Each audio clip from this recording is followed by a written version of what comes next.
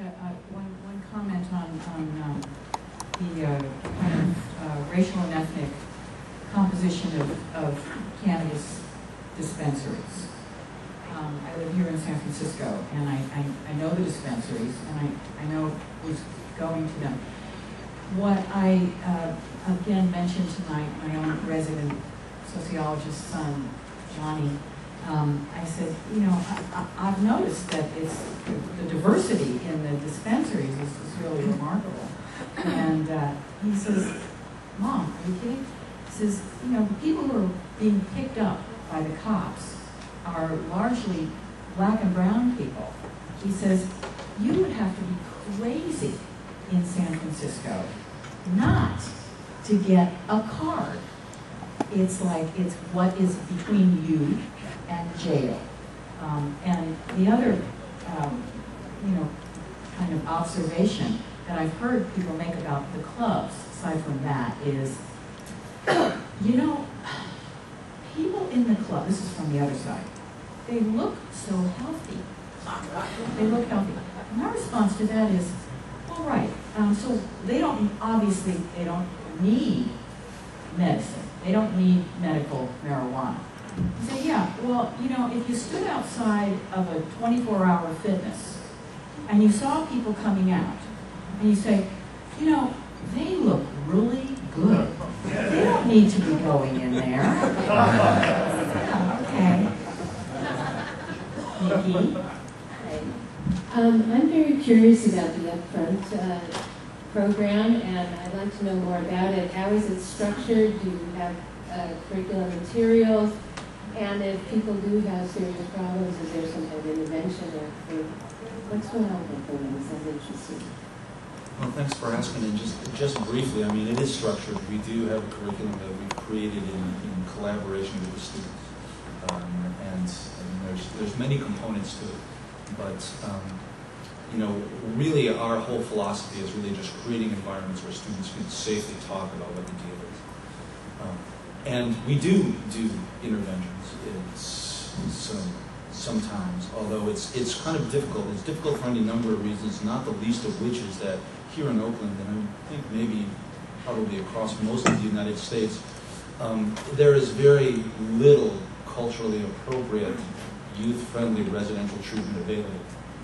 So the premise behind intervention is, you know, you sort of intervene and you have a place for people to go. Well, if there's no place to go, right, what do? That intervention falls flat. Here in Oakland, the only adolescent treatment facility is a place called Thunder Road.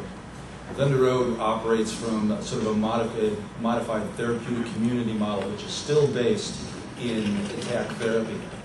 And they do some things that are actually quite valuable for young folks. They do great family therapy, they do some good youth development stuff. Their drug stuff stinks. And essentially, the outcomes as defined by them are almost, the success rate is almost zero. Because if you think about talking about with a 14, 15, 16, 17-year-old about an identity as a recovering drug addict and lifelong abstinence, and seeing anything other than that as being a failure, you can see that it's a setup. So no matter what other positive work that you do with them within that setting, it's attached to that ultimate failure, and it ultimately drives them farther away from the help that they really deserve. So part of what we've really designed is, with that, you know, with that taken into consideration, what the hell do you do?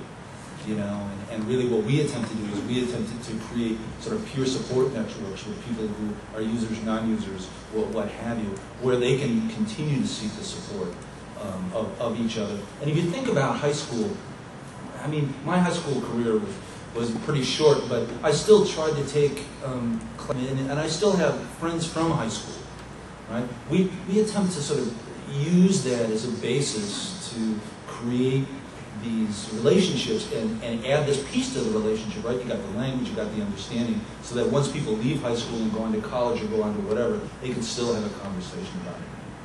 Did that answer your question?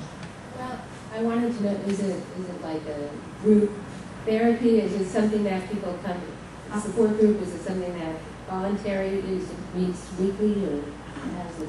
All of that, but I suggest that you come into. I would like to plug there's a wonderful DVD that you can order on the Safety First website called Beyond Zero Tolerance. No, Upfront. It's about the Upfront program. And then there's a booklet called Beyond Zero Tolerance, written by Rob Skager, which features the Upfront program in it. Both of those you can get through the Safety First project at the Drug Policy Marcia, Alliance. can I say one more thing?